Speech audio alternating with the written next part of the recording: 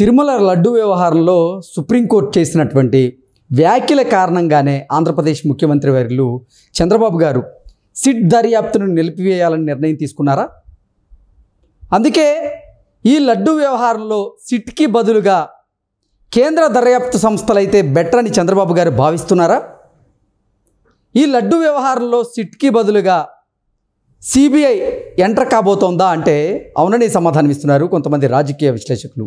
ఈ నేపథ్యంలోనే మనం ఈ అంశం మీద విశ్లేషణ చేసుకునేటువంటి ప్రయత్నం చేద్దాం. ప్రస్తుతం మనతో పాటు ఉన్నారు ప్రముఖ రాజకీయ విశ్లేషకులు జగదేవ్ గారు. వారితో మాట్లాడదాం. జగదేవ్ గారు నమస్తే అండి. నమస్తే అండి. ఇప్పుడు అఖిలాండ కోటి బ్రహ్మాండ నాయకుడు కలియుగ ప్రత్యక్ష దైవం అనేటువంటి శ్రీవారి మహాప్రసాదమైనటువంటి లడ్డూలో కల్తీ జరిగినటువంటి ఈ వ్యవహారం ఏదైతే ఉందో అంతర్జాతీయంగా కలకలం రేపింది.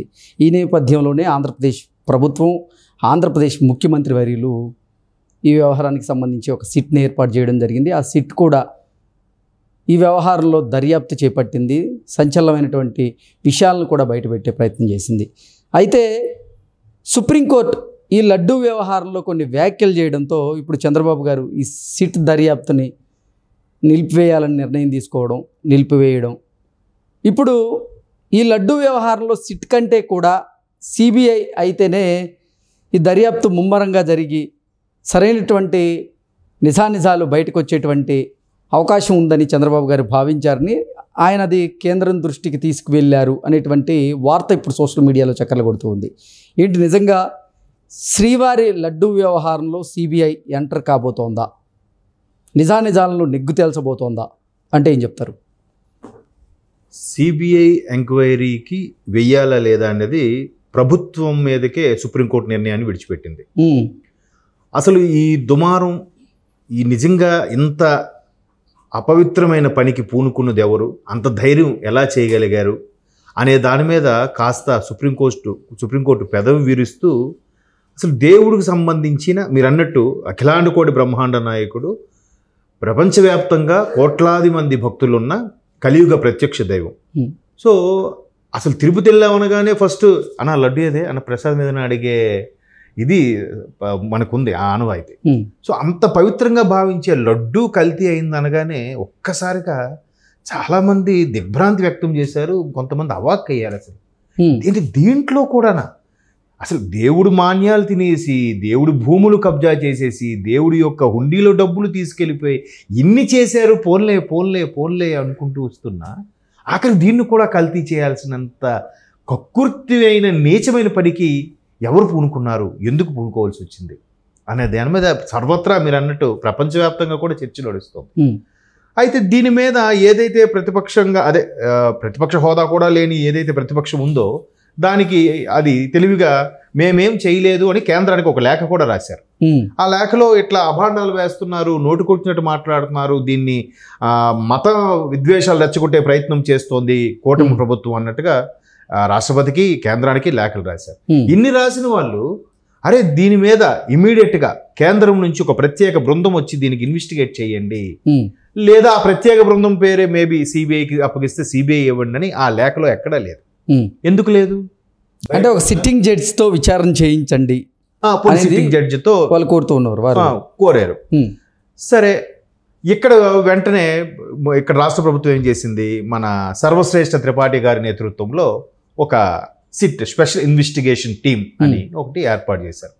ఏర్పాటు చేసి సరే ఇంకా విజిలెన్స్తో పాటుగా విజిలెన్స్ టీంని తీసుకుంటూ ఒక్కొక్కడి అసలు ఎక్కడి నుంచి స్టార్ట్ అవుతుంది ఈ నెయ్యి అమ్మకం కానీ, నెయ్యి పంపకం కానీ, లేదంటే ఎక్కడి నుంచి కొనబడుతుంది, ఎన్ని విడతల్లో దాన్ని తీసుకొస్తారు, ఎక్కడెక్కడ ఆపుతారు, దానికి అసలు ల్యాబ్ సిస్టమ్ ఉందా, దానికి చెకింగ్ ఉందా, ఇవన్నీ ఒక్కొక్కటిగా నడుపుతున్నారు. అసలు దీనికి ఈవో సైన్ చేశారా, టీటీడీ లెటర్ హెడ్ మీద ఈవో పర్చేజ్ ఆర్డర్ ఏదో ఉంటుంది కదా పిఓ, దాన్ని అలా ఇష్యూ చేశారా లేదా, అన్ని మూలాలు ఒక్కొక్కటిగా ఒక్కొక్క ఆల్రెడీ 2 days అయింది స్టార్ట్ చేసేది.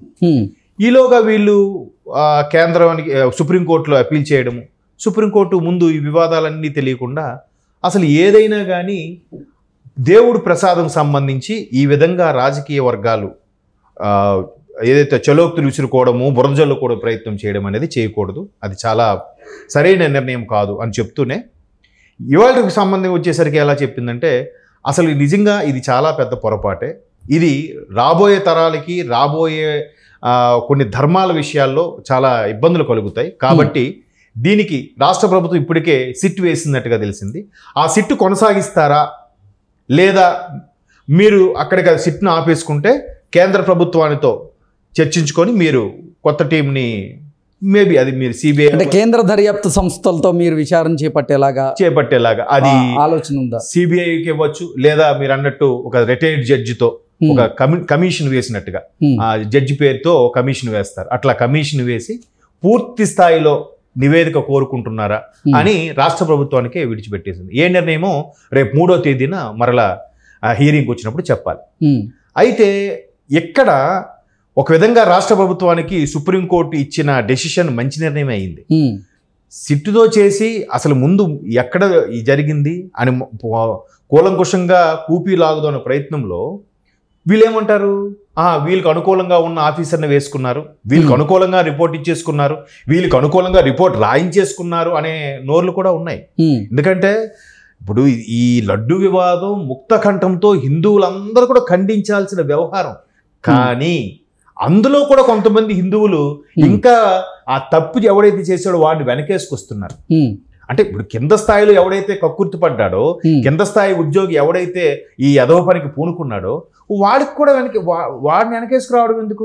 మీ నాయకుడు ఎవరైతే ఉన్నారో నాయకుడికి సంబంధం లేదు కదా, నాయకుడికి ఎందులో ఇన్వాల్వ్ చేయకుండా సరే ఆ తప్పు చేసినవాడు ఎవడైనా కానీ ఆడ ఏ పార్టీ వాడైనా కానీ ఏ మతస్థుడైనా కానీ వాడిని వదిలే ప్రసక్తే లేదు అని ఒక మాట మీద ఉండొచ్చు కదా హిందువులందరూ కూడా. అక్కడ కూడా మళ్ళీ తెలుసో తెలియకో ఒక నాయకుడి మీద పిచ్చితోనో అభిమానంతోనో మళ్ళీ ఇక్కడ హిందువుల మీద బురద జల్లే ప్రయత్నం, అక్కడ లడ్డూ మీద వెటకారంగా మాట్లాడటం, ఇవన్నీ జరుగుతున్నాయి. సో ఇప్పుడు ఒకవేళ ఈ స్పెషల్ ఇన్వెస్టిగేషన్ టీము పూర్తి స్థాయిలో నివేదిక సమర్పించినా కూడా ఇది రాష్ట్ర ప్రభుత్వానికి అనుకూలంగా ఇచ్చేసారా అంటారు ఈ నోరులే. సో ఇప్పుడు సుప్రీంకోర్టు ఎలాగూ ఆ నిర్ణయం తీసుకుంది కాబట్టి చంద్రబాబు నాయుడు గారు కూడా సో ఇప్పుడు ఏదైతే 2-3 రోజులుగా చేస్తున్నారో సిట్టు అది అక్కడికి నిలిపివేయాలనే ఆలోచనలో ఉన్నారంట. ఆల్రెడీ డీజీపీ తిరుమలరావు గారికి కూడా ఇన్ఫర్మేషన్ ఇచ్చారు. డీజీపీ గారు కూడా స్టేట్మెంట్ ఒక పత్రికా ప్రకటన చేసే అవకాశం కూడా ఉంది. ఆ సిట్ని అక్కడికి ఆపేసి కేంద్ర దర్యాప్తు సంస్థకు అప్పగిచ్చేశారు అనుకోండి, దానికి ఒక నిర్దిష్ట టైం కూడా పెడతారు. ఇన్ని రోజుల్లో దాని పూర్తి నివేదిక సమర్పించాలి, దోషులు ఎవరైనా కానీ దానికి సంబంధించిన అన్ని కూడా ఛార్జ్ షీట్ పలానా రోజుకల్లా సబ్మిట్ చేయాలని ఒక నివేదిక ఇస్తారు. ఇచ్చినప్పుడు క్లియర్ కట్ అప్పుడు ఎక్కడైతే వీళ్ళు ప్రభుత్వానికి ఫేవర్గా ఉండే ఐపీఎస్ ఆఫీసులు ఉన్నారు, ప్రభుత్వానికి ఫేవర్గా ఉండే ఐఏఎస్ ఆఫీసులు ఉన్నారు, ప్రభుత్వానికి ఫేవర్గా ఉండే ఎగ్జిక్యూటివ్ ఆఫీసర్ ఉన్నాడు టీటీడీకి. సో వీళ్ళందరూ ఉన్నారు కాబట్టి వీళ్ళందరూ దాన్ని తారుమారు చేశారు, కావాలనే మా మీద రుద్దారు, కావాలనే దీన్ని రాజకీయ పరంగా మతపరంగా విద్వేషాలు రెచ్చగొడుతున్నారు, నేను క్రిస్టియన్ అని అందరికీ తెలుసు కాబట్టి ఈ విధంగా చేస్తున్నారని లేనిపోని మాటలు కూడా యాడ్ చేయొచ్చు కదా. సో మ్యాక్సిమం కూటమి కూడా ఇంకెందుకు తలనొప్పి, ఎలాగా సుప్రీంకోర్టు వరకు వెళ్ళింది, అత్యున్నత న్యాయస్థానం అది ఎలాగా తీర్పిచ్చింది, ఇవ్వబోతారు రేపు 3వ తేదీన. సరే కేంద్ర దర్యాప్తు సంస్థకి ఇవ్వండి, బెస్ట్. మనకి తలనొప్పి ఉండదు కదా. సెంట్రల్ నుంచి ఎవడొస్తాడో వాడు ట్రాన్స్పరెంట్గా ఉంటాడు, ఈ రాష్ట్రానికి సంబంధం లేని వాడైతే ఇంకా హ్యాపీ, ఖచ్చితంగా ట్రాన్స్పరెంట్గా అవుతుంది.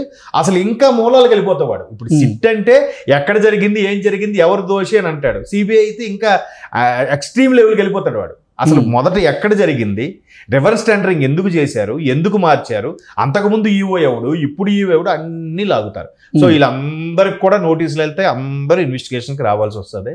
ఒక విధంగా ఎవరో ఏ మహానుభావుడు సుప్రీంకోర్టులో అపీల్ చేశాడో కానీ ఆడికి మనం అందరం థ్యాంక్స్ చెప్పుకోవాలి. ఇంకా మనకి ఏదైతే మన స్వామి మీద భక్తిభావం ఉందో అది ఇంకా కాపాడబడుతుందని విశ్వాసంతో ఇవాళ జరిగిందేమో అని అనుకుంటున్నాను.